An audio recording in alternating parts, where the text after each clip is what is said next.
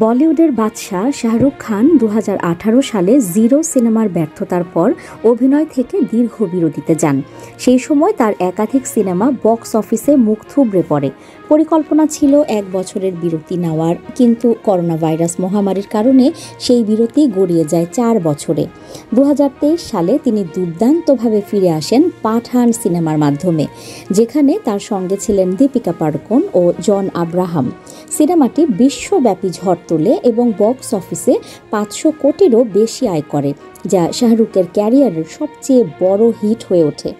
এবার সেই সফল সিনেমার সিকুয়েল পাঠান 2 নিয়ে নতুন করে উত্তেজনা ছড়িয়েছে। সূত্র বলছে, সিনেমাটির শুটিং হবে দক্ষিণ আমেরিকার এক অপূর্ব ও তুলনামূলকভাবে অজানা দেশ চিলিতে। চিলির প্রেসিডেন্ট গ্যাব্রিয়েল বোরিক ফন্ট সম্প্রতি ভারত সফর করেছেন এবং এর ফলে চিলিকে ভবিষ্যতে বলিউডের শুটিং লোকেশন হিসেবে তুলে ধরার নতুন পথ খুলে গেছে। শুধু পাঠান 2 নয়, অংশুমান ঝাড় লাকড়বঘা 3 সিনেমাটিও চিলিতে শ্যুট করার পরিকল্পনা রয়েছে। এক সূত্র জানায়, ইয়াশ রাজ ফিল্মস পাঠান 2 নিয়ে দৃঢ় আলোচনা চালিয়ে যাচ্ছে এবং আশা করা হচ্ছে আগামী বছর সিনেমাটির শুটিং শুরু হবে চিলিতে। প্রেসিডেন্ট বোরিক ফন্টের লক্ষ্য চিলির প্রাকৃতিক সৌন্দর্য বিশ্ববাসীর সামনে তুলে ধরা, আর আমাদের সিনেমা সেই স্বপ্ন পূরণে সহায়ক হতে পারে।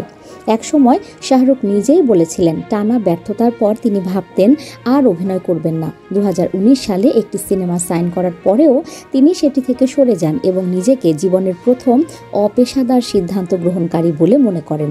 তবে নিজের মন নয়, এবার তিনি দর্শকের মন বুঝে সিনেমা করেছেন বলেই জানান এক সাক্ষাৎকারে।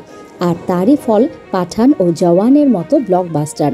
জন আব্রাহামও পাঠান নিয়ে তার অভিজ্ঞতা ভাগ করে নিয়ে বলেন, আমার ফোনে সোশ্যাল মিডিয়া নেই, তবে টিম আমাকে জানায় কি চলছে। আমি মিমগুলো দেখেছি, একটাতে আমাদের দুজনকে খুব কাছাকাছি দেখিয়ে ভিজে হোঁট তেড়ে গান বাজানো হয়েছে। সত্যি বলতে সেটা দেখে মনে হচ্ছিল যেন একটা রোমান্টিক সিনেমা।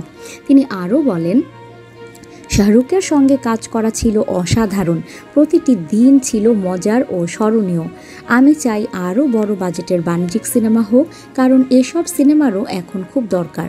চিলির প্রাকৃতিক সৌন্দর্য ও বলিউডের তারকাখচিত আকর্ষণ পাঠান 2 হতে চলেছে আরেকটি আন্তর্জাতিক মাপের চমকপ্রদ প্রজেক্ট। নিউজ ডেস্ক, সংযুক্ত।